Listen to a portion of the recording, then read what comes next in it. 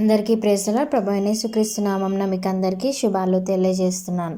ఈరోజు వాగ్దానము కీర్తనలు 147వ అధ్యాయము 14వ వచనము.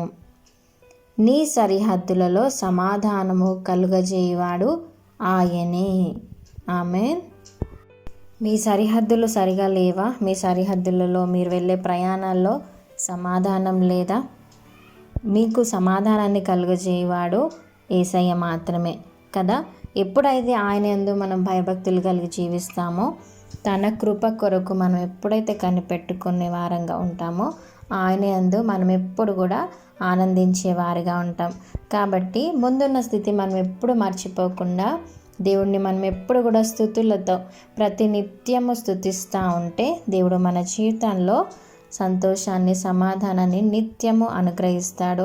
ఎప్పుడు కూడా ఆయనని మనము కొనియాడే వారిగా మనం ఉండాలి కదా. పైన పరలోకంలో వేలాది కోట్ల మంది దేవదూతలు నిత్యము పరిశుద్ధుడు పరిశుద్ధుడు పరిశుద్ధని దేవుణ్ణి నిత్యము గాన ప్రతిగానాలతో స్తుతిస్తూ ఉంటాయంట. అదే రీతిగా మనల్ని దేవుడు ఇక్కడ భూలోకంలో ఎందుకు మనల్ని నిర్మించాడు, సృజించాడంటే భూలోకంలో కూడా ఆయనను నిత్యము స్తుతించడానికి కదా. మనము మన పరిస్థితులు బాగున్నప్పుడే దేవుని స్తుతిస్తూ ఉంటాం. కానీ ఎప్పుడైతే మనకు ఇరుకు పరిస్థితిలో ఉన్నప్పుడు, మనకి సమాధానం లేని పరిస్థితిలో ఉన్నప్పుడు మనం ఎప్పుడైతే ఆయనని స్తుతిస్తామో అప్పుడే ఆయన ఆనందించేవాడిగా ఉంటాడు. అప్పుడు సాతాను మన కాళ్ళ క్రింద త్రొక్కివేయబడతాడు కదా. అప్పుడు దేవుడు నిజంగా మనల్ని ఆశీర్వదించి మన మధ్య మన పిల్లలను కూడా ఆశీర్వదించి మనల్ని బలపరుస్తాడంట. అదే రీతిగా మనల్ని మంచి గోధుమలతో మనల్ని తృప్తిపరిచే దేవుడు. యెషయా గ్రంథము 66వ అధ్యాయం 12వ వచనంలో చాలా చక్కటి మాటని దేవుడు ఇక్కడ రాయించాడు. ఏంటంటే, యెహోవా ఈలాగు సెలవిచ్చుచున్నాడు, ఆలకించుడి. నది వలె సమాధానమును ఆమె యొద్దకు పారజేయుదును.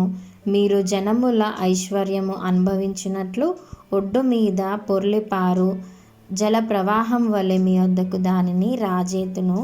మీరు చంకను ఎత్తుకొనబడెదరు, మోకాళ్ళ మీద ఆడింపబడెదరు. ఆమేన్. ఎంత మంచి వాగ్దానం కదా. దేవుడు మన ఐశ్వర్యాన్ని దేవుడు అనుభవించేలాగా దేవుడు మనల్ని చేస్తాడంట.